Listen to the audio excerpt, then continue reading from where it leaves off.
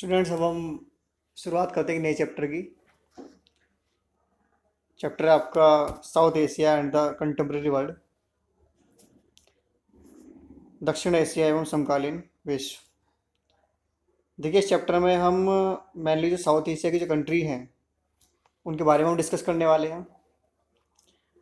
तो पहले जान लेते हैं कि साउथ एशिया है क्या ये। देखिए, साउथ एशिया में जो कंट्री साउथ एशिया की हैं वो कंट्रियाँ इसमें शामिल होती हैं: बांग्लादेश, भूटान, इंडिया, मालदीव, नेपाल, पाकिस्तान, श्रीलंका। जो हमारे सार्क जो ऑर्गेनाइजेशन है उसकी उसमें उसके जो कंट्रीज़ हैं, ठीक है, जो फाउंडिंग मेंबर जो थे वो सभी देश जो है साउथ एशिया में शामिल होते हैं। इन्हीं के बारे में हम इस चैप्टर में स्टडी करने वाले हैं। इनके बारे में ये मैप है, इस मैप से आप समझ सकते हैं साउथ एशिया का है ये। तो देखिए, इस चैप्टर में हम डिस्कस करने वाले हैं कि किस तरीके से ये जो साउथ एशिया है इसमें ये देश पहले गुलाम रहे काफ़ी लंबे टाइम ब्रिटिशर्स से आज़ाद होने के बाद। इनमें जो डेमोक्रेटाइजेशन का जो प्रोसेस शुरू हुआ, जो लोकतंत्र या संविधान बनाने का जो प्रोसेस शुरू हुआ, वो भारत के जैसे सभी देशों में सक्सेस नहीं रहा। ठीक है, हम अगर श्रीलंका और इंडिया में ये सक्सेस रहा, लेकिन पाकिस्तान या बांग्लादेश की हम बात करें तो ये वहाँ पर सक्सेस नहीं रहा है। वहाँ पर संविधान जो एक बार कॉन्स्टिट्यूशन बना दिया गया वो कई बार बना और बिगड़ा, और जो उसके वैल्यूज़ थे उनको फाइनली उनको अप्लाई नहीं किया गया। वहाँ पर कभी मिलिट्री रूल और कभी जो एक चुनी हुई सरकार है वो सत्ता में रही, लेकिन ज़्यादातर टाइम जो है वहाँ पर मिलिट्री रूल देखा गया। ठीक है, पाकिस्तान और बांग्लादेश में इस तरीके की स्थितियाँ रही हैं। इसके अलावा नेपाल एक लंबे टाइम तक कॉन्स्टिट्यूशनल मोनार्की ये रहा, और कुछ टाइम के लिए यहाँ पर डेमोक्रेसी आई 90 के आसपास, लेकिन उसके बाद फिर से यहाँ पर फिर से पहली वाली स्थिति बन गई थी।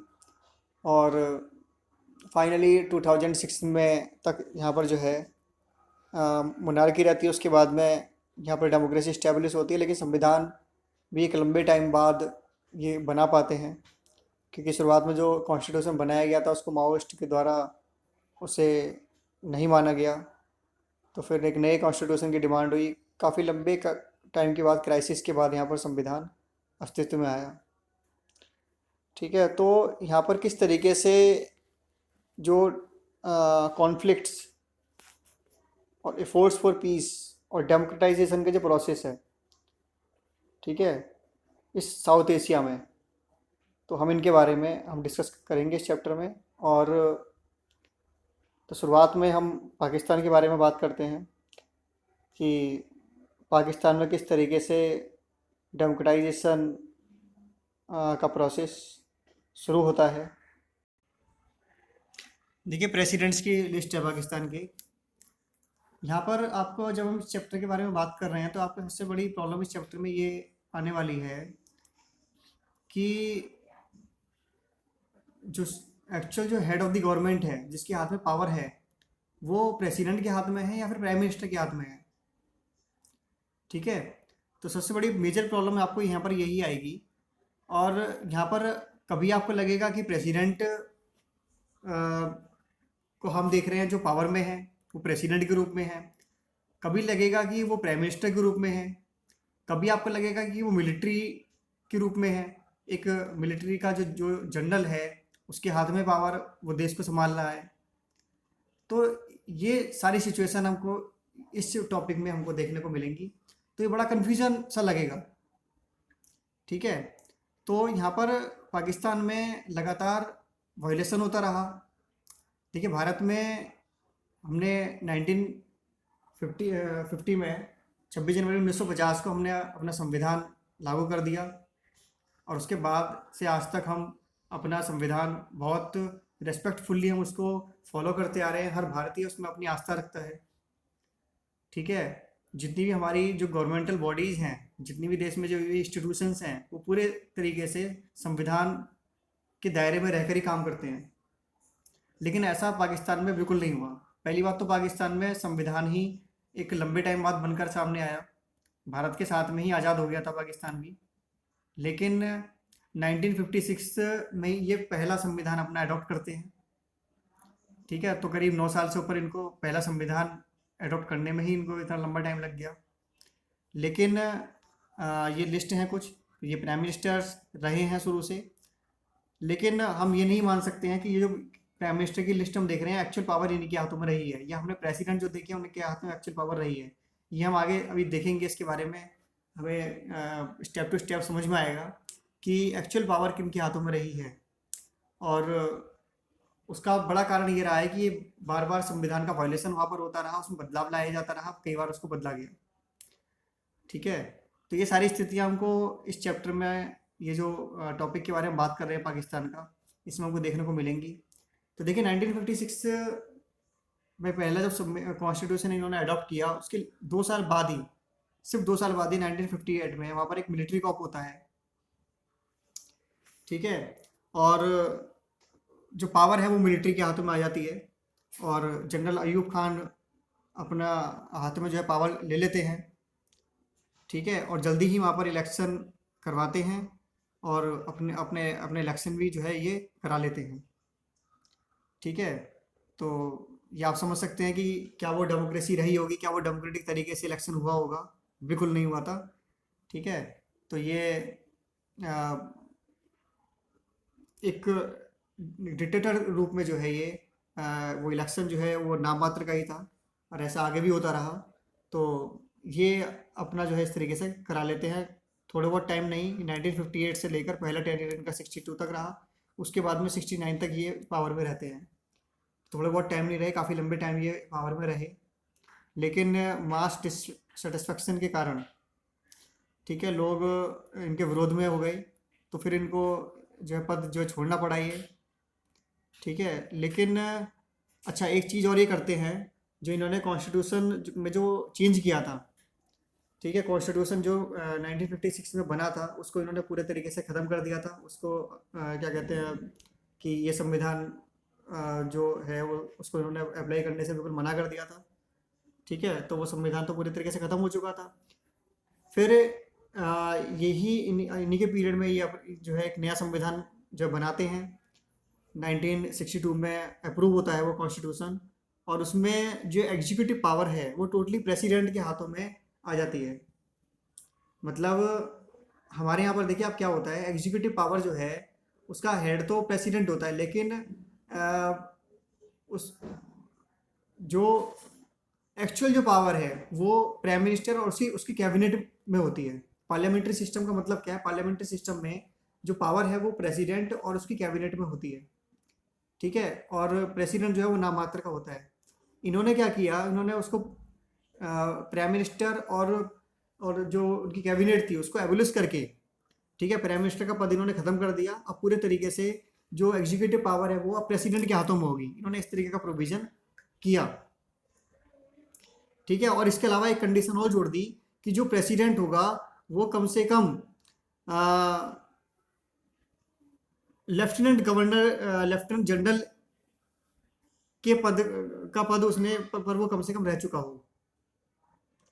ठीक है, जो प्रेसिडेंट होगा पाकिस्तान में, इस तरीके का उन्होंने प्रोविज़न किया कि वो कम से कम लेफ्टिनेंट जनरल के पद पर मिलिट्री में रह चुका हो। ऐसा ही आदमी, ऐसा ही व्यक्ति जो है वो प्रेसिडेंट के रूप में इलेक्ट हो सकता है, प्रेसिडेंट बन सकता है, या डिफेंस मिनिस्टर हो सकता है। इसके अलावा इन्होंने मिलिट्री की जो है इंटरफेरेंस, मिलिट्री का इंटरफेरेंस पॉलिटिक्स में हो सकता है, इसको भी पूरे तरीके से ऑथेंटिकेट कर दिया। ठीक है, तो हम समझ सकते हैं कि किस तरीके से संविधान अपने तरीके से इन्होंने डेवलप किया, बनाया।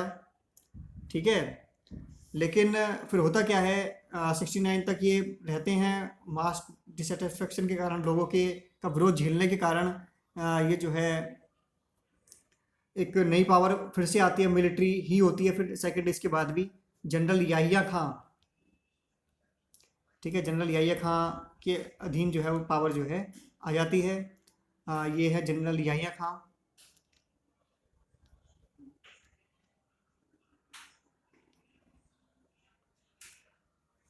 ठीक है। जनरल याहिया खां है ये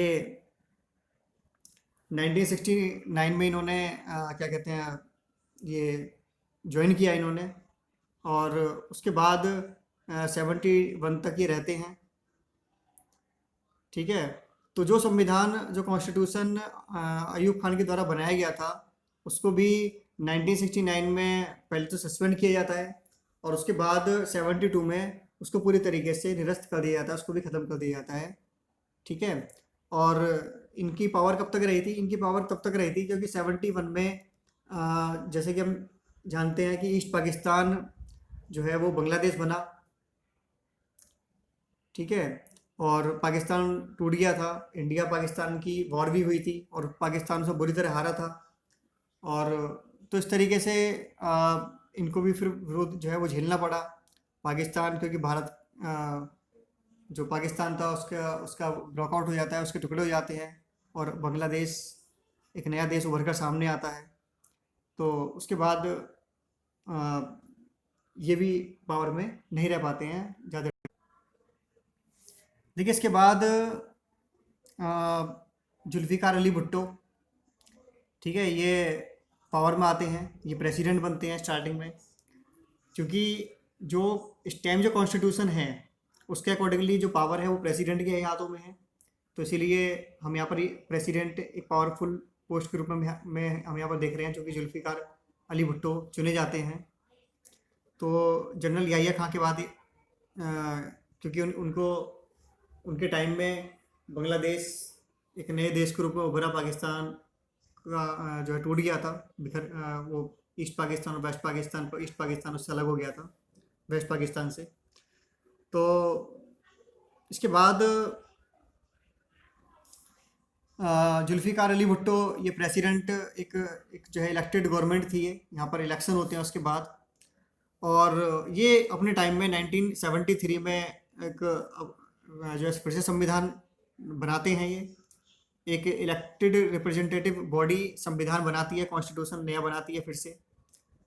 ठीक है।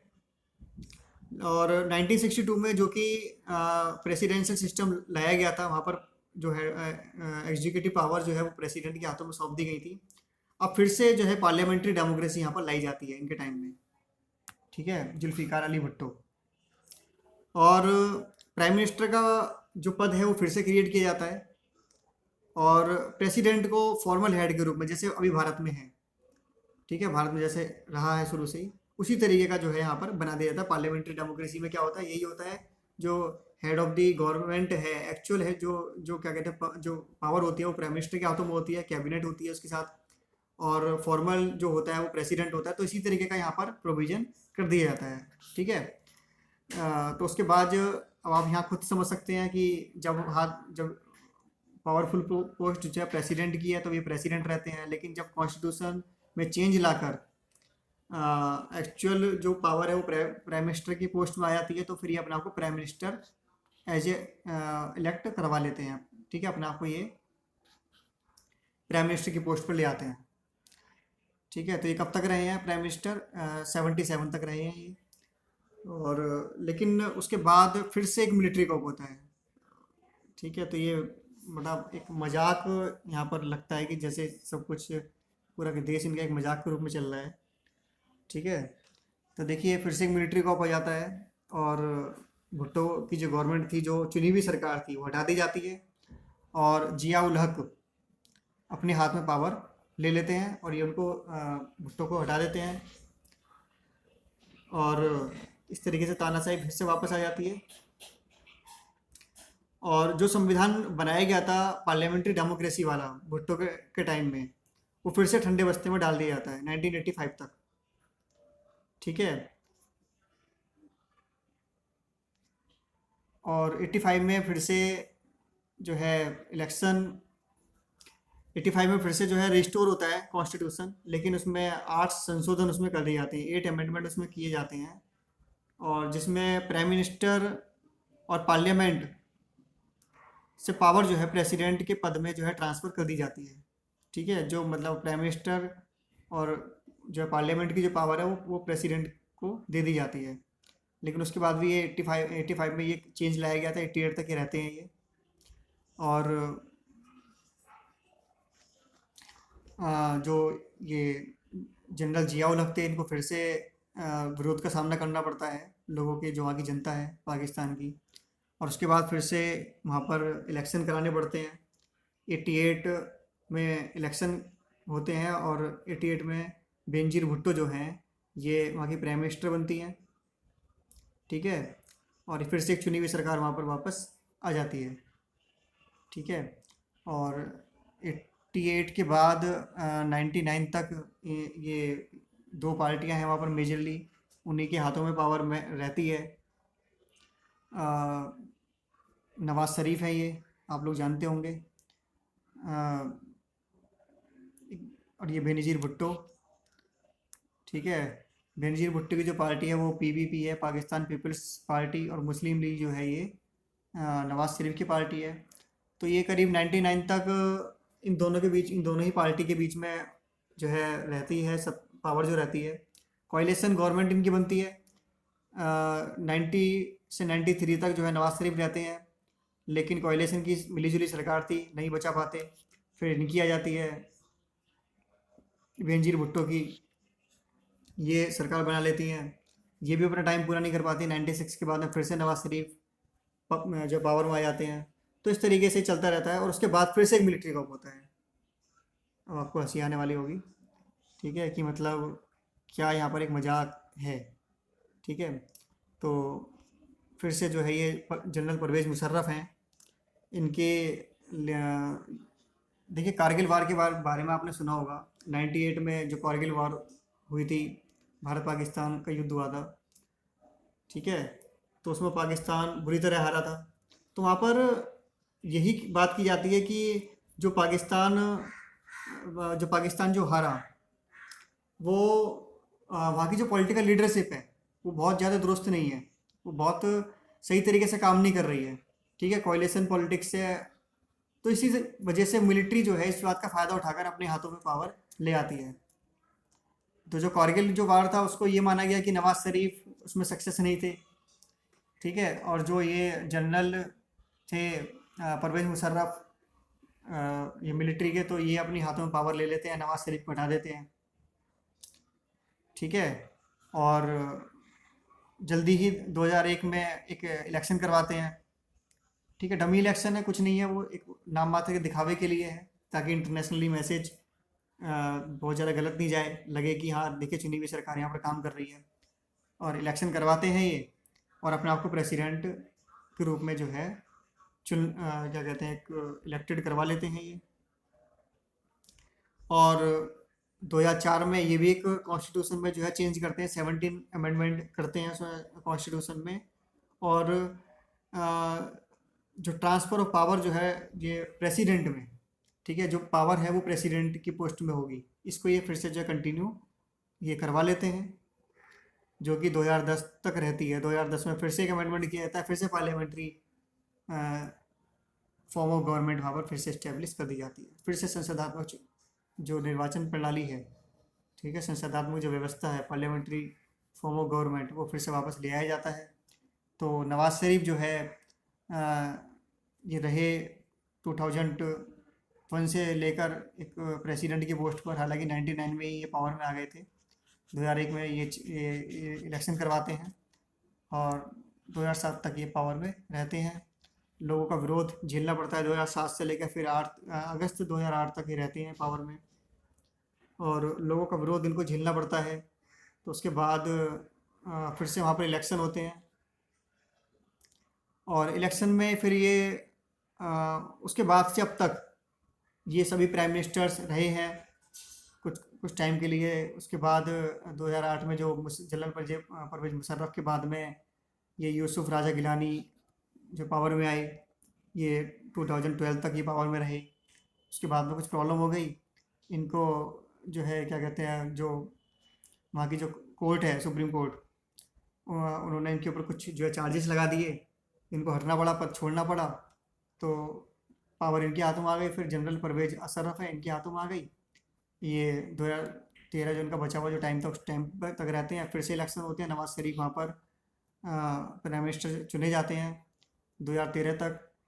2013 में, और फिर 2017 में इनके ऊपर सुप्रीम कोर्ट के चार्जेस लग जाते हैं। सुप्रीम कोर्ट इनके ऊपर फाइनेंशियल चार्जेस थे वो, ठीक है, इनको पद छोड़ना पड़ता है। कुछ इनके जो रिमेनिंग टाइम है उसके लिए ये रहते हैं फिर, ठीक है, अब्बासी। और उसके बाद में फिर से 2018 में इलेक्शन होते हैं, हम सबने देखे। फिर वहाँ पर इमरान खान वहाँ पर हैं पावर में। तो इस तरीके से पाकिस्तान में जो चेंजेस हैं, जो जो वो सब हमको देखने को मिलते हैं। इसके अलावा देखिए 2000 जब मुशर्रफ के टाइम में ही वहाँ पर ये सब देखने को मिल रहा था। मुशर्रफ के खिलाफ आवाज़ उठनी शुरू हो गई थी, तो लग रहा था कि फिर से इलेक्शन करवानी ही पड़ेंगी। तो वहाँ पर एक जो अलकायदा, जो टेररिस्ट ऑर्गेनाइजेशन है, जो मेनली अफ़गानिस्तान में बड़ा एक्टिव रहा है, तो उसके द्वारा जो बेनज़ीर भुट्टो हैं उनकी हत्या कर दी जाती है। तो ये पाकिस्तान में क्लियर हो जाता है कि वहाँ पर भाई डेमोक्रेसी तो बहुत दूर की बात है, ठीक है। ये बेनज़ीर भुट्टो की 2007 में हत्या के बाद वहाँ पर 2008 में इलेक्शन होते हैं। तो उसके बाद फिर जैसे कि हमने देखा कि ये सब गवर्नमेंट जो है वो पावर में रही। देखिए बेनज़ीर भुट्टो की हत्या के बाद इलेक्शन होते हैं वहाँ पर 2008 में प्रेसिडेंट के। और ये बेनज़ीर भुट्टो के हस्बैंड हैं, ये जरदारी, ये प्रेसिडेंट बनते हैं पाकिस्तान में, ठीक है। और 2013 तक ये रहते हैं, लेकिन इनके ऊपर भी क्रिमिनल चार्जेस थे, ठीक है। इनके ऊपर जो करप्शन के जो चार्जेस थे वो ओपन हो जाते हैं, और सुप्रीम कोर्ट से इनको एक वीक प्लेटफॉर्म पर आ जाते हैं ये। उसके बाद नवाज शरीफ पावर में आते हैं, 2013 में इलेक्शन होते हैं, और ये प्राइम मिनिस्टर के रूप में शपथ लेते हैं। और ये 2017 तक रहते हैं, 5 साल तक रहने चाहिए थे, लेकिन 2018 तक। लेकिन इसी बीच इनके ऊपर भी चार्जेस लगते हैं। सुप्रीम कोर्ट ने इनको जो है डिस्क्वालीफाई कर देता है पीएम की पोस्ट से। 28 जुलाई 2017 का ये अनडिक्लेयर्ड एसेट्स के खिलाफ होता है, क्योंकि इनके पास जो प्रॉपर्टी का मामला है, ये अघोषित प्रॉपर्टी संपत्ति इनके पास ज़्यादा मिलती है, इनके इनके खिलाफ थे, और इनकी फैमिली के खिलाफ जो है ये चार्जेस होते हैं, तो इनको पद छोड़ना पड़ता है। और इनके बाद में कुछ रिमेनिंग टाइम के लिए अब्बासी जो है ये जो है पावर में आते हैं 2018 तक, जो उनका रिमेनिंग टाइम था नवाज शरीफ का, ये रहते हैं उनके बाद। उसके बाद में फिर से यहाँ पर इलेक्शन होते हैं। इमरान खान के बारे में हम जानते ही हैं, पढ़ते रहते हैं न्यूज़ में। तो ये फ़िलहाल जो है पीएम ये हैं इमरान खान।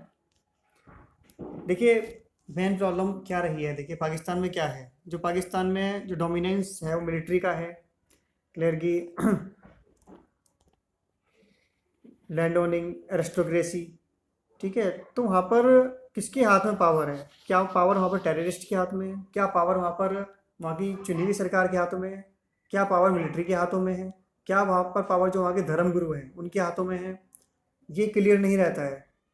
वहाँ पर की जो गवर्नमेंट है वो क्या वो डिसीजन लेने में सक्षम है, ठीक है। क्योंकि जो डिसीजन गवर्नमेंट के द्वारा लिया जाता है, ठीक है, उसमें ही हम कुछ टाइम बाद देखते हैं कि उसमें एक बड़ा बदलाव देखने को हमको मिलता है। तो इस तरीके से पाकिस्तान में जो है हम कह सकते हैं कि डेमोक्रेसी वो सक्सेसफुल नहीं रही है। बड़े क्राइसिस हमको देखने को मिले हैं, और ये क्राइसिस एक पड़ोसी होने के नाते, ये जो पड़ोसी जो देश हैं, ठीक है, उनके ऊपर भी पड़ता है। हमारा भी कोई अगर घर है हमारे पड़ोस में भी, अगर डिस्कशन चल रहे होंगे, अगर जो हमारा पड़ोसी है उसके घर में भी अगर स्थितियाँ ठीक नहीं है, हालत ठीक नहीं है, तो उसका असर भी हमारे ऊपर पड़ेगा, ठीक है। तो इस तरीके से हम कह सकते हैं कि भारत में हम जहाँ हम देखते हैं कि डेमोक्रेसी बड़े सक्सेस पावरफुल तरीके से रही है। अब लगातार हम आगे बढ़े हैं चीज़ों में, लेकिन पाकिस्तान में या बांग्लादेश में ऐसी स्थिति हमको देखने को नहीं मिली है। ठीक है, तो देखिए मेन जो कारण है, जो वहाँ पर हम कहते हैं कि मिलिट्री यहाँ पर इतनी पावरफुल है, तो उसका कारण क्या है? उसका कारण थोड़ा जान लेते हैं हम, उसके पीछे के जो कॉजेज़ हैं क्या हैं वो। तो देखिए, ये कहा जाता है कि जो इंडिया के साथ में जो कॉन्फ्लिक्ट है पाकिस्तान का, ठीक है, पाकिस्तान इंडिया जो कॉन्फ्लिक्ट है, तो उसमें ये कहा जाता है कि जो अ, जो गवर्नमेंट है वहाँ की, ठीक है, वो उतनी पावरफुल नहीं है, वो इतना इस मामले को सही तरीके से लीड नहीं कर पा रही है। ठीक है, डेमोक्रेसी इस मामले में सक्सेस नहीं है वहाँ पर। जो है जो पॉलिटिकल पार्टीज़ हैं, ठीक है, वो अपनी ट्रू फॉर्म में नहीं हैं, और ये सारी बातें करते हुए जो है मिलिट्री अपने हाथों में पावर ले लेती है, और वो जो पावर में आ जाती है, वो अपने हाथों में सत्ता संभाल लेती है। ठीक है, तो ये इंडिया पाकिस्तान का जो कॉन्फ्लिक्ट है, तो इस वजह से। इसके अलावा और भी कारण हैं, जो कि जैसे कि यूनाइटेड स्टेट्स और वेस्टर्न जो कंट्रीज़ हैं, उन्होंने भी इनको इनक्रेज किया है। वहाँ पर जो मिलिट्री ऑथोरिटेरियन हैं, उनको जो है इनक्रेज करने के पीछे ये रहे हैं। एक तो सबसे बड़ा खतरा जो है ग्लोबल इस्लामिक टेररिज्म, ठीक है, इसका थ्रेट। देखिए, जैसे तालिबान है, अलकायदा जो है, क्योंकि जिन मुस्लिम्स कंट्रीज़ में, ठीक है, जो टेररिस्ट एक्टिविटीज़ होती हैं, तो वहाँ पर, और अ, अमेरिका या वेस्टर्न कंट्रीज़ को वो निशाना बनाते हैं जो टेररिस्ट ग्रुप्स हैं। तो अमेरिका के द्वारा ये माना गया कि एक इस्लामिक कंट्री पाकिस्तान से अगर उसको सपोर्ट मिलता रहेगा, तो वो इन टेररिस्ट जो ग्रुप्स हैं उनका वो सामना कर लेगा, या जो मुस्लिम जो इस्लामिक जो आतंकवाद है जो उसके खिलाफ खड़ा हो रहा है, उसका वो सामना पाकिस्तान को सपोर्ट करके वो इन सब का सामना कर सकता है। लेकिन हकीकत ये रही है, इस पाकिस्तान ने अपना बेनिफिट के लिए, अपना उल्लू सीधा करने के लिए ही पाकिस्तान का साथ दिया है, वो उससे सपोर्ट लेता है। ठीक है, और एक्चुअल में जो वो कहता है कि वो अमेरिका का साथ देगा आतंकवाद ख़त्म करने में, वो ऐसा उसने कुछ नहीं किया। क्योंकि लादेन को हमने देखा, वो लास्ट हमको जो है पाकिस्तान में ही देखने को मिला, पाकिस्तान में ही अमेरिका ने ऑपरेशन चलाया और वो पाकिस्तान में ही मिला। तो इस तरीके से पाकिस्तान ने उसको लगातार जो है सपोर्ट किया, जबकि अमेरिका ये सोच रहा था कि वो अफ़गानिस्तान में मिलेगा, तो ऐसा कुछ नहीं हुआ। तो इस तरीके से हम देख सकते हैं कि पाकिस्तान सिर्फ अपना उल्लू सीधा करने में लगा हुआ है, और ये बात कहीं ना कहीं अब अमेरिका को भी समझ में आने लगी है। ठीक है, तो ये एक बड़ा ये कारण हम मान सकते हैं। इसके अलावा ये माना जाता है कि वहाँ पर अगर मिलिट्री पावरफुल नहीं रहेगी, तो जो है ये जो न्यूक्लियर वेपन है ये टेररिस्ट के हाथों में पड़ सकते हैं। इसलिए भी जो है मिलिट्री को वहाँ पर सपोर्ट किया जाता रहा है वेस्टर्न कंट्रीज़ के द्वारा या अमेरिका के द्वारा। ठीक है, और इसके अलावा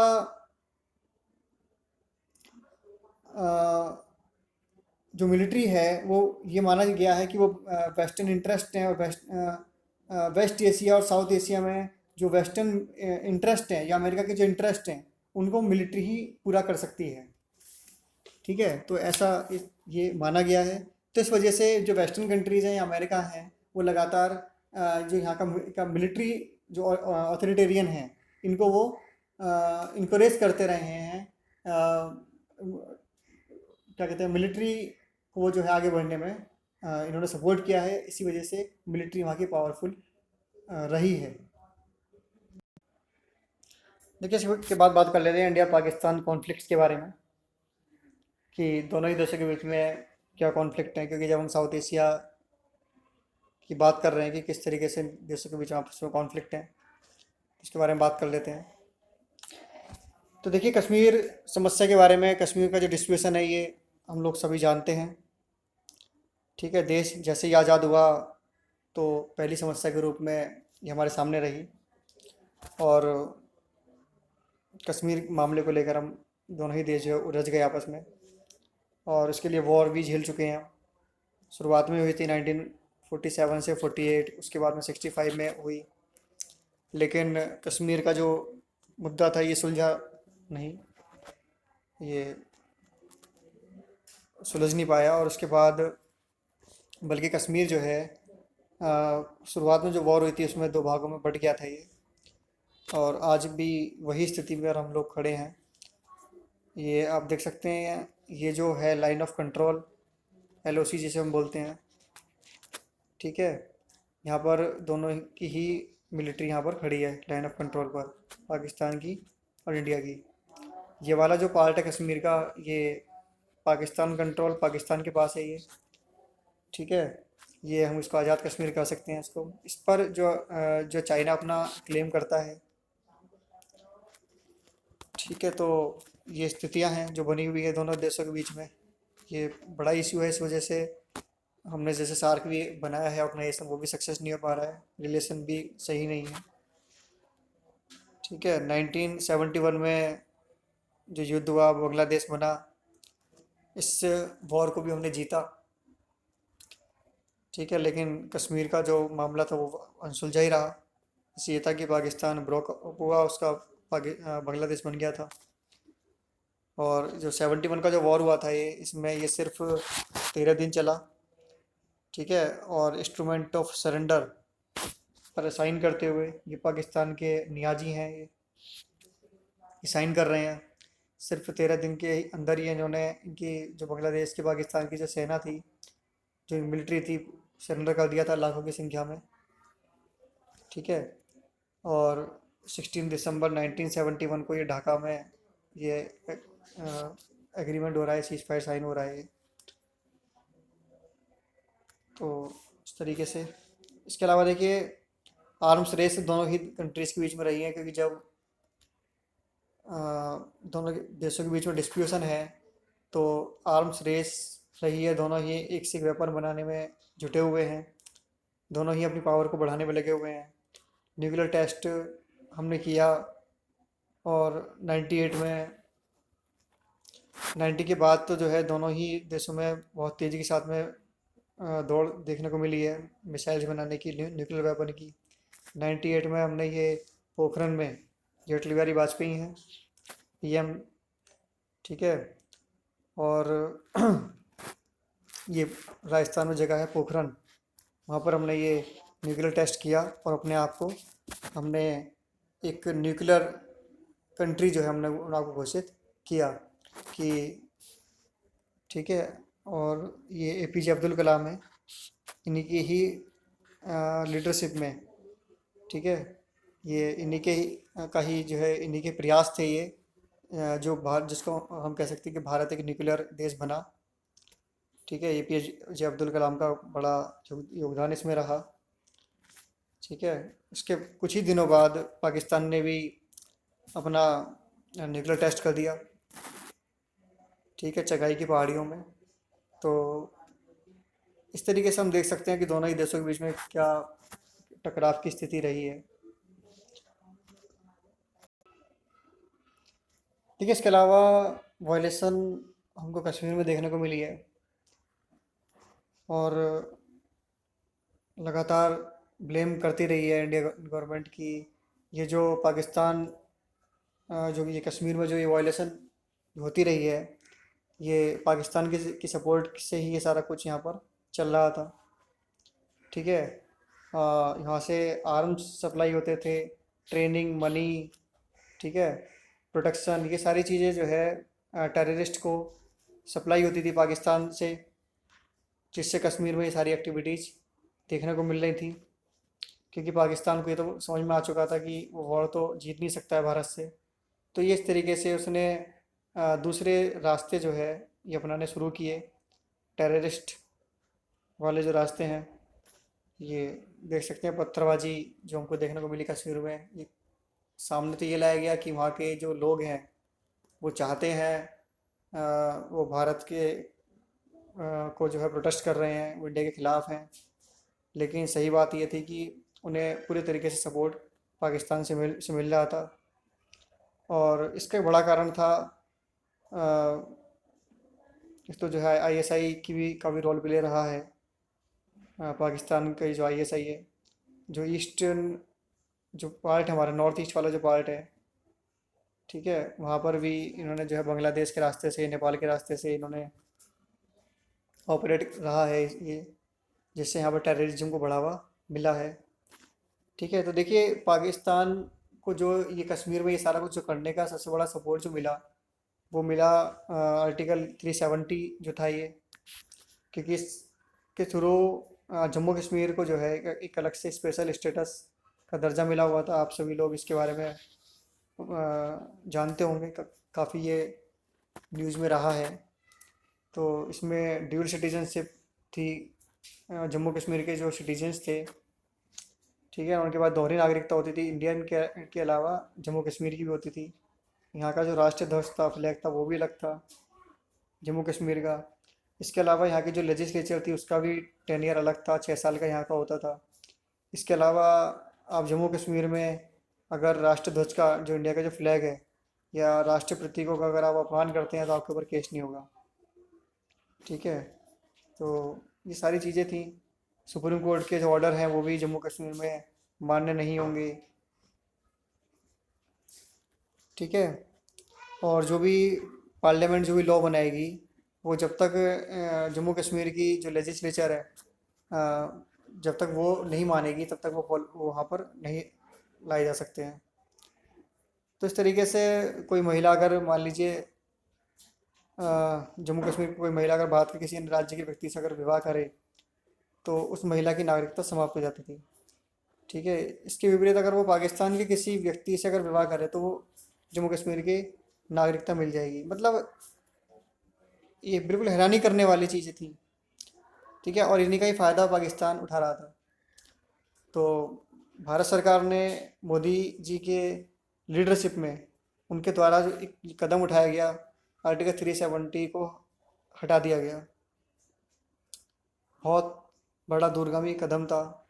बहुत जिसे कह सकते हैं बहुत बड़ा फैसला था ये। ठीक है, और इसके लिए एक ये टेम्परेरी जो प्रोविज़न था, ठीक है, जिसका ज़्यादातर लोगों को नहीं जानकारी थी। ठीक है, और इसको हटा दिया गया। जो ऑटोनोमस स्टेटस जो था जम्मू कश्मीर को मिला हुआ था, स्पेशल स्टेटस, उसे हटा दिया गया। ठीक है, तो इस तरीके से आर्टिकल 370 रिमूव करने के बाद जो जम्मू कश्मीर में जो हिंसाएं होती थी वो एकदम से ब्रेक हुई हैं, उन पर रोक लगी है। पाकिस्तान के द्वारा उनको सपोर्ट मिलता था। ठीक है, तो ये सख्ताई की गई है इंडियन गवर्नमेंट के द्वारा। और इसी के साथ जो जम्मू कश्मीर है उसको यूटी बना दिया गया है, यूनियन टेरिटरी में रहेगा वो। ठीक है, स्टेट का दर्जा वहाँ से ख़त्म कर दिया गया। और जो लद्दाख है वो भी यूटी रहेगा विदाउट लेजिस्लेचर, वहाँ पर कोई लेजिस्लेचर नहीं होगी। ठीक है, तो ये सारी चीज़ें वहाँ पर की गई। तो इस तरीके से भी इंडिया ने ये जो प्रॉब्लम थी जो जम्मू कश्मीर की बनी हुई थी और बढ़ती जा रही थी, इसको सॉल्व आउट किया।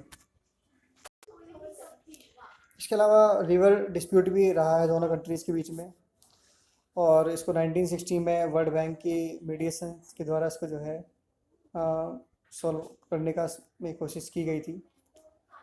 तो देखिए 1960 में एक ट्रीटी जो है साइन की गई थी, इंडस वाटर ट्रीटी। ये 19 सितंबर 1960 को की गई थी, जिसमें इंडिया के प्राइम मिनिस्टर जवाहरलाल नेहरू और पाकिस्तान के प्रेसिडेंट थे अयूब खान। ठीक है, दोनों ने इस पर साइन किए, और वर्ल्ड बैंक ने इसमें मध्यस्थता की थी। तो इसमें ये कहा गया था कि इंडिया जो है वो 20% इंडस वाटर का जो पानी है उसको इरिगेशन में, पावर जनरेशन में, ट्रांसपोर्ट के लिए यूज कर सकता है। तो इनके बीच में ये विवाद सुलझाया गया था। हालांकि अभी जिस तरीके से उड़ी में जो टेररिस्ट जो हमला हुआ या आए दिन होता रहता है, तो मोदी जी के द्वारा ये कहा गया कि ब्लड और रिवर और वाटर, ठीक है, कैन नॉट फ्लो टुगेदर, एक साथ नहीं बह सकते। ठीक है, खून और पानी एक साथ नहीं बह सकते।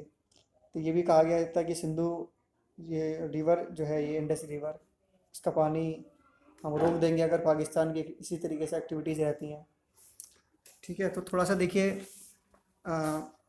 जिस तरीके से इंडिया इन्फ्लुएंस हो रहा है, प्रभावशाली हो रहा है, ठीक है, एक नई पावर के रूप में इमर्ज हो रहा है, तो ये बहुत ज़रूरी है, क्योंकि जिस तरीके से चाइना और या पाकिस्तान के साथ रिलेशन हमारे गड़बड़ाए हुए हैं, और उनका एक डोमिनेशन वाला जो रूप हमको देखने को मिल रहा है, तो इन समस्याओं का समाधान भारत जब तक एक प्रभावशाली तरीके से एक एक सुपर पावर के रूप में सामने नहीं आएगा, तब तक समस्याओं का समाधान इनका नहीं हो सकता है। इनके इन प्रॉब्लम्स के सॉल्व के लिए, इनके सॉल्यूशन के लिए भारत का प्रभावशाली रूप से प्रभावशाली होना, एक सुपर पावर बनना, एक शक्तिशाली देश के रूप में उभर कर सामने आना बहुत ज़रूरी है। और इसके लिए ये भी ज़रूरी है कि जो हमारी गवर्नमेंट है, जो सरकार है, वो स्थायी रूप वाली होनी चाहिए, ठीक है। वो उसमें ये नहीं होना चाहिए जैसे कोalition की गवर्नमेंट 90 के बाद में रही थी, तो एक कमज़ोर सरकार फैसले अच्छे से नहीं ले पाती है। तो इसके लिए सरकार का स्थायित्व होना भी बहुत ज़रूरी है, ठीक है। उसके पास फुल मेजोरिटी होनी चाहिए, ताकि वो एक अच्छे डिसीजन, जैसे मोदी सरकार आजकल ले रही है, तो वो ले सकें। तो इससे देश जो है, हम कह सकते हैं सुपर पावर के रूप में आगे बढ़ेगा। तो इस पार्ट में हमने डिस्कस किया पाकिस्तान के बारे में।